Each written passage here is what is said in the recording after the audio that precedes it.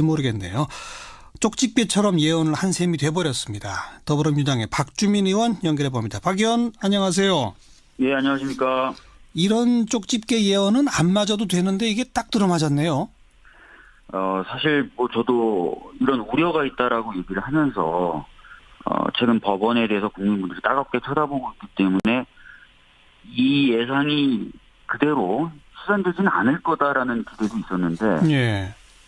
이게 어떻게 된 게 진짜 이 우려대로 실현이 돼가지고 굉장히 당황스러운 상황입니다. 예. 작년 8월 25일 저랑 인터뷰할 때 이 1심 법원이 여러 가지를 유죄로 인정하면서도 형량을 5년에 맞춘 것이 좀 뭔지 석연치 않다 뭐 이런 얘기를 하셨었잖아요. 네. 그리고 또 그 판결 선고문에 조금 좀 이렇게 2심에서 충분히 삼성 측 변호인들이 다툴 수 있는 소지를 많이 남겼다 뭐 이런 것 하셨는데 왜 그때 2심에선 집행유예가 보인다라는 주장을 하셨는지 다시 한번 좀 되짚어 주시겠어요?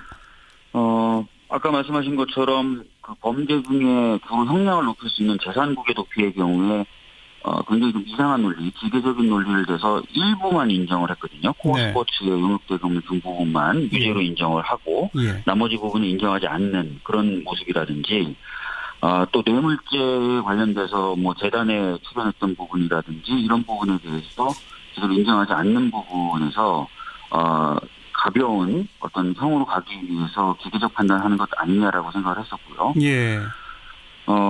그리고 아울러서 이제 방금 말씀하셨던 것처럼 수동적인 뇌물죄라든지 이런 표현을 썼어요, 판결문에. 수동적, 대통령의 적극적 요구에 수동적으로 응한 것으로 보인다, 이런 표현. 그렇죠. 뇌물이면 뇌물인데 이게 수동적 뇌물이라고 해서 마치 강요를 받아서 억지로 뭔가 준 것처럼 그런 어떤 그 판단을 해놨던 거죠. 그래서 여기저기에 항소심에서 이재용 삼성 부회장이 빠져나갈 구멍을 만들어 놓은 게 아니냐라는 의혹을 제가 제기했었던 것입니다. 그런데 지금 2심 판결은 그 수동적 뇌물죄라고 하는 것을 오히려 더 확실하게 인정해버린 거네요.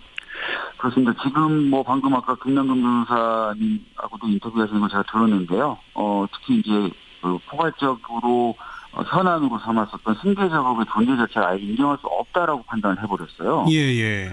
그러면서 이제 뇌물죄에 대해서 상당 부분 확실하게 종지부를 찍어버리는 식으로 판결을 내린 것인데, 일반 국민들 입장에서 전혀 수긍할 수가 없을 것입니다. 삼성생명하고 그 제일모직 간의 불공정한 그런 합병 같은 것들이 진짜 승계 작업하고 상관이 없는 것인가? 그런 부분을 수긍할 국민이 어디 있겠습니까? 그럼에도 불구하고 이런 것들이 다 승계 작업과 상관없는 것이다라는 식으로 판결을 내려버림으로써 상당히 국민들의 인식이라든지 감정과는 거리가 먼 판결로 가버린 것 같습니다. 그 1심 선고 판결문에 이 부회장의 승계 작업 추진이 개인 이익만을 위한 것이 아니라는 점도 양형에 감안했다. 이런 게 1심 선고문에도 들어있었거든요. 1심 선고에서 정확히 뭐라 그랬냐면 이게 이제 이재용 그 개인만의 이익을 위한 것으로 보이지는 않는다. 삼성전자 또는 삼성생명이 어떤 전체적인 어떤 이익이나 이런 것도 고려한 것으로 보인다라고 얘기는 했는데, 더 나아가서 아예 그냥 이건 승계 작업으로 볼 수가 없다라고 판단을 해버린 것이죠. 그러니까 지금 1심 선고문에 약간 좀 논쟁의 소지를 남겨놓은 것을 2심에서는 확실하게 더 인정해버리고 또 일부 승계 작업 추진용의 어떤 청탁 같은 거는 아예 빼버리고 이런 식으로 돼버린 거군요. 그러니까 1심에서 그나마 조금 여지를 남겨뒀던 부분조차도 완전히 아니다라고 부정을 하면서 상당 부분 이제 범죄 혐의에서 벗어나는 그런 결론을 내린 것입니다. 이 선고 결과가 박근혜 전 대통령 재판에는 어떤 영향을 미칠 거라고 보십니까? 전에 인터뷰에서도 말씀드렸던 것처럼 뇌물을 주는 것과 달리 뇌물을 받는 경우에는 1억 이상만 돼도 무기징역에 처해질 수가 있습니다. 그래서 현재 인정된 그 뇌물 액수인 36억 원, 코어 스포츠에 용역대금을 줬던 그 액수만으로도 사실은 무고형이 가능합니다. 그런데 아예 이런 승계 작업에 대한 인식도 없었고 승계 작업에 대한 부정한 청탁도 없었고 사실상 승계 작업이라는 게 없었다라고 하면서 죄질 자체는 굉장히 가벼워지게 된 것이죠. 그렇기 때문에 박근혜 전 대통령의 재판에서도 상당히 영향을 미칠 것으로 보입니다. 근데 어쨌든 이재용 부회장은 이른바 수동적 뇌물이라고 해서 감형이 됐습니다만 그 안에는 대통령은 적극적으로 뇌물을 요구했다는 것을 사법부도 인정한 거잖아요. 예, 근데 지금 보면은 이제 아예 그 신규 작업이라는 게 없었고, 아하. 청탁이라는 것도 없었고, 예. 그러니까 신규 작업이라는 게 없었으니까 당연히 신규 작업에 대한 청탁도 없었던 게 되는 것이죠. 예. 그러면서 예. 박근혜 전 대통령의 죄질 부분의 판단에 있어서 상당히 가볍게 되는 그런 결과를 낳을 것으로 보여집니다. 그러니까 삼성 승계용으로 뇌물을 요구한 것이 아니라 그냥 정유라 승마 지원 정도를 그렇죠. 요구했다. 이렇게. 예. 그러면 요구한 뇌물이라고 하는 것은 맞지만 그러나 그 뇌물의 성격이나 그 완전히 달라지는 내용이 좀 축소가 될 수 있다 이런 말씀이군요. 맞습니다. 네. 오늘 이 선고 결과를 두고 뭐 일각에서는 그 집행유예 판결을 한 판사에 대해서 뭐 공격하는 분들도 있고 청와대에 청원하시는 분들도 있고 막 이런 움직임들도 일어나고 있는데 이런 현상은 어떻게 보세요? 전에도 제가 한번 간단하게 좀 말씀드렸던 것 같습니다. 사법부의 판단도 사실 국민의 평가와 비판을 받을 수 있습니다. 그런 차원에서의 평가와 비판은 당연히 허용돼야 된다고 생각을 하고요. 물론 굉장히 좀 도를 넘어서 개인적인 공격이나 이런 데까지 가는 것은 조금 과하다라고 말씀드릴 수는 있겠습니다만 아까 말씀드렸던 대로 사법부의 판단 역시도 예. 국민의 권한을 위임받아서 진행하는 것이기 때문에 평가와 비판은 당연히 받아야 된다고 생각합니다. 지금 문자로도 많은 분들 의견 주시는데 7749번께서는 이재용이 집행유예면 우리나라에 교도소가 없어도 된다. 대한민국 사법부가 아니라 삼성공화국 사법부다. 이런 의견 주신가 하면 반면에 8551번께서는 지금 왈가왈부하기보다는 어차피 대법까지 갈 테니까 최종 판결 지켜봐야 한다고 생각한다. 또 선고가 마음에 안 든다 해도 판사에 대한 인신공격성 여론은 문제다. 이렇게 또 엇갈리는 여론들이 있거든요. 네.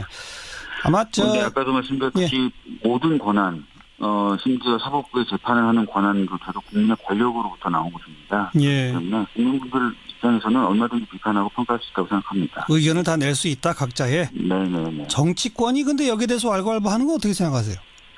정치권 역시 정치라는 기능 자체가 단순하게 뭐 의회 권력은 의회 내에서의 어떤 논의만 하는 것 이런 것들이 아니거든요.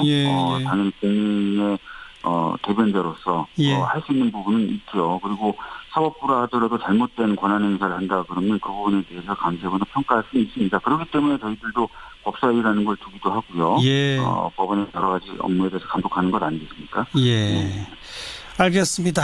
아무튼 그 쪽집게 예언이 들어맞아 버리게 돼서 참 기분이 그러네요. 네. 죄송하다는 말씀을 드려야 될 것 같습니다. 네. 박주민 의원이 죄송할 문제는 아니죠, 사실. 네, 고맙습니다. 예, 감사합니다. 더불어민주당 박주민 의원에서 총평 한마디 해주신다면요? 네, 1심은 정치 권력과 자본 권력의 부도덕한 유착이 이 사건의 성격이라고 봤는데요. 2심의 경우에 있어서는 이제 정치 권력의 강요에 못 이겨가지고 수동적으로 뇌물을 제공한 사건이 이 사건이다라고 해서 사건의 성격을 좀 굉장히 다르게 본 것 같습니다. 하지만 저희가 보기에 있어서는 SK그룹 같은 경우에 있어서는 그런 강요에 대해서 거부도 했었고 다른 기업들은 소극적이었는데 삼성은 최순실을 직접 만나가지고 승마 지원들을 하고 그것을 이제 은폐하기 위해서 허위의 용역계약서까지 만들었던 것을 보면 전형적인 정경유착 사건으로 봐야지 2심의 판단처럼 강요에 못 이겨서 뇌물을 제공한 사건으로 보는 것은 좀 사실을 잘못 파악한 것이 아닌가 생각이 듭니다. 예. 특검이 이재용 부의장에게 적용한 게 이제 뇌물죄, 뭐 재산 국외 도피, 범죄 수익 은닉 규제 처벌, 뭐 국회 위증죄 이렇게 쭉 여러 가지지 않습니까? 그 가운데 먼저 뇌물죄 부분은 특검이 처음에 기소한 건 뭐 400 몇십억이었는데 1심에서도 다 인정된 건 아니었잖아요. 1심에서는 뭐가 인정되는데 이번에는 뭐만 인정된 겁니까? 1심에서는 이제 승마 지원 부분에 대해서는 유죄를 인정을 하고 그다음에 재단 지원 부분에 대해서는 영재 스포츠 센터에 대해서는 유죄를 인정하고 미르 K 스포츠 재단에 대해서는 이제 인정을 하지 않았는데요. 지금 2심에서는 그 삼성의 경영권 승계에 대한 현황 자체가 존재하지 않았다. 그래서 그거에 대한 이제 경영권 승계에 대한 어떤 지원을 해주겠다는 묵시적 청탁이 있었다라는 것 자체를 인정을 하지 않아서 영재 스포츠센터하고 미르 K 스포츠 재단 지원에 대해서는 다 무죄를 선고를 했고요. 승마 지원에 대해서는 그 말과 차량에 대한 이제 소유권을 넘겨받은 거에 대해서도 유죄를 인정을 했는데 그 부분에 대해서는 소유권을 넘겨받은 게 아니라 배타적인 사용권을 넘겨받은 것이다. 그 사용권은 재산적으로 가치를 평가할 수가 없다. 그렇게 해가지고 이제 그 일부러 유죄를 인정을 했지만은 그 소유권을 넘겨받았다 그래서 액수로 뭐 72억 이렇게 인정을 하지 않고 36억에다가 사용권이 뇌물죄다 이렇게 인정을 한 겁니다. 그러니까 1심에서는 영재스포츠재단하고 승마 관련을 다 유죄로 했는데 2심은 영재스포츠 빼고 승마에서도 소유권 빼고 이렇게 된 거군요. 예, 그렇습니다. 그게 그렇게 구분이 가능한 겁니까? 김남국 변호사 보시기에? 특히 이제 경영권 승계에 대해서는 이재용 부회장이 삼성 에버랜드 시절부터 헐값으로 주식을 넘겨받아가지고 그걸 시드머니로 해가지고 이제 수십조의 경영권 승계 플래그를 이어져 왔고 삼성의 주력 기업인 삼성물산의 경영권을 장악하기 위해서 에버랜드가 이름을 바꾼 제일모직하고 삼성물산의 합병들을 추진했다라는 것들은 상당히 많이 알려져 있는 사실인데, 그렇죠. 그런 사실 자체들을 이제 경영권 승계 사실 자체를 인정하기가 어렵다라고 해서 이건 좀 일반적인 좀 상식이나 이미 알려진 사실하고 너무 배치되는 것이 아닌가 생각이 듭니다. 네. 그러다 보니까 재산 국외 도피도 완전 다 무죄가 됐죠.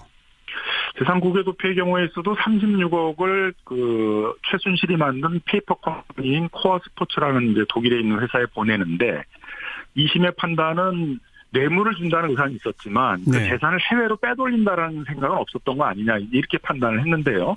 상식적으로 생각해 보게 되면 뇌물 공유의 의사도 있었고 이거를 해외에 있는 최순실의 페이퍼 컴퍼니로 빼돌린다는 생각도 있었다고 봐야지 그걸 기계적으로 나눠가지고 뇌물 의사만 있고 도피 의사는 없었다라고 본 것도 굉장히 좀 일반적인 상식적인 판단하고는 좀 벗어난다고 보여집니다. 네, 그럼 그 밖에 뭐 일부 유죄로 또 인정된 건 뭐가 있습니까? 국회 위증죄 부분입니까?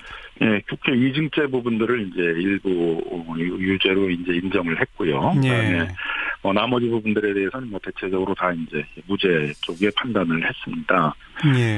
특히 이제 양형 부분과 관련해서도 보게 되게 되면은 마필 같은 경우도요, 말과 차량 같은 경우에 있어서도 사실상은 이제 소유권을 넘기면 언론의 주목을 받을 우려가 있기 때문에 그거에 대한 사용 권한은 다 넘긴다라는 의사 하에서 사용권을 줬다라고 그랬다는 거의 소유권을 넘긴 거와 같이 봐가지고 뇌물 액수도 36억만이 아니라 그 사용권에 대한 가치를 1심과 마찬가지로 소유권을 넘긴 거와 똑같이 봐서 한 72억으로 봤었어야 되는데 그 부분도 이제 36억으로 좀 줄이고 그게 또 재산 도피와 같이 형량이 높은 것은 다 인정하지 않으려고 해서 결국 이제 소위 3호룰이라고 그래서 징역 3년에 집행유예 5년에서 재벌 총수들을 계속 풀어주고 있는데요.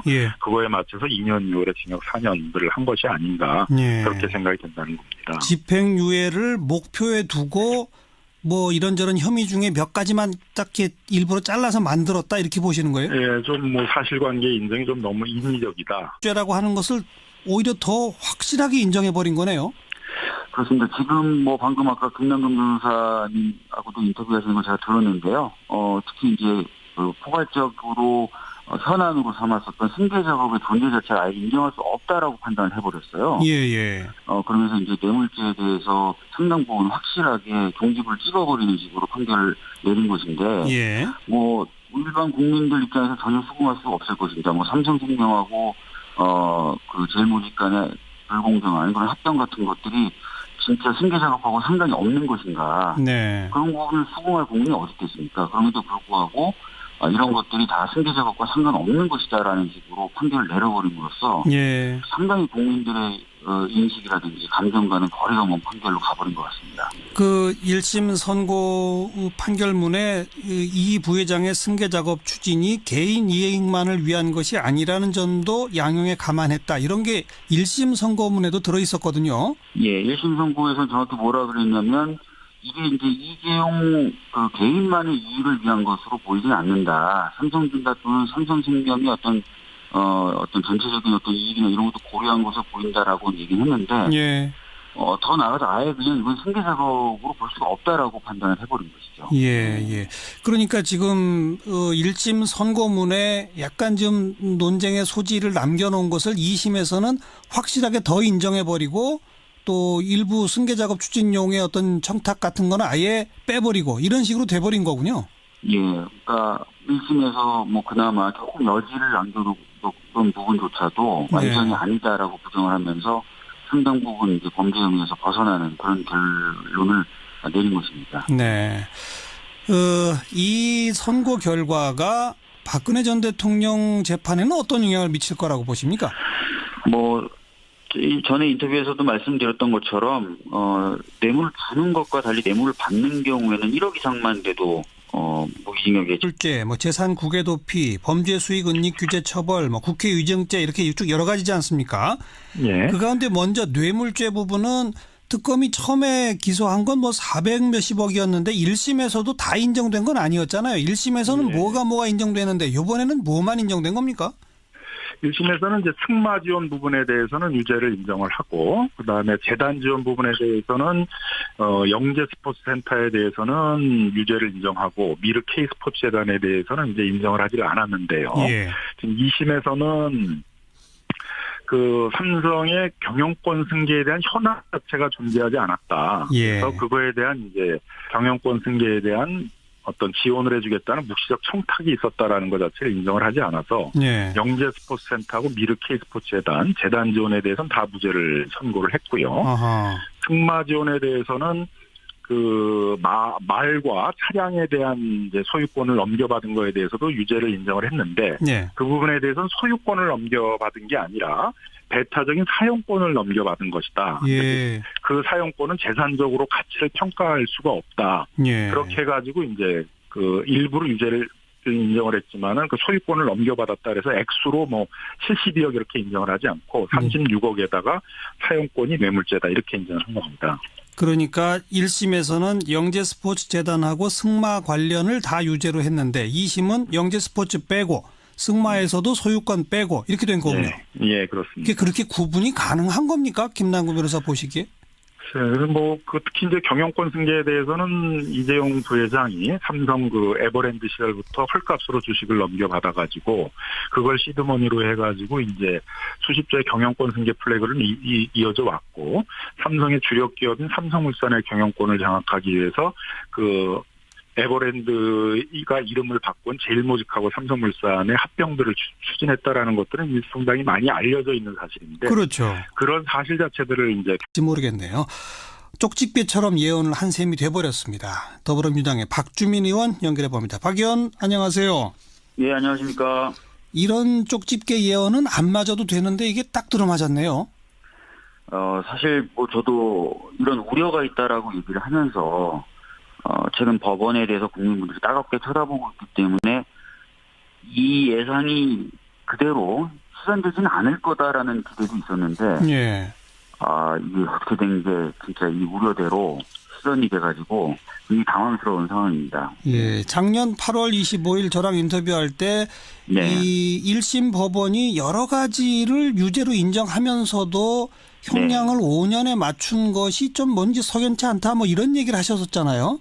네. 그리고 또 그 판결 선고문에 조금 좀 2심에서 충분히 삼성 측 변호인들이 다툴 수 있는 소지를 많이 남겼다 이런 거 하셨는데 왜 그때 2심에서는 집행유예가 보인다라는 주장을 하셨는지 다시 한번 좀 되짚어 주시겠어요?